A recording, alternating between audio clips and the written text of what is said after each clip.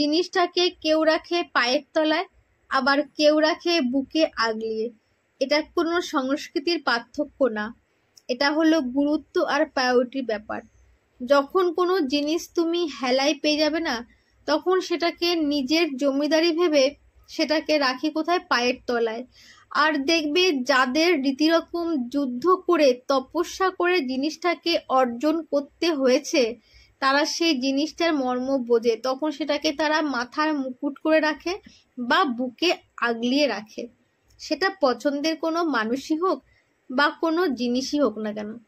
পার্থক্য এটাই, কেউ না চাইতে পেয়ে যায়, আবার কেউ তপস্যা করেও পায় না। তো কাল গেল ইন্ডিয়ার বিশ্বকাপ, এবার আমাদের দেশ কিন্তু বিশ্বকাপ নিয়ে এসেছে। একজন ভারতবাসী হিসাবে এটা কিন্তু আমাদের প্রত্যেকের কাছে একটা গর্বের বিষয়। তো আমি তো ক্রিকেটের বিশাল বড় ফ্যান, আর আমি খুব ছোটোর থেকে ক্রিকেট খেলা দেখি, ক্রিকেট দেখতে আমার খুব ভালো লাগে।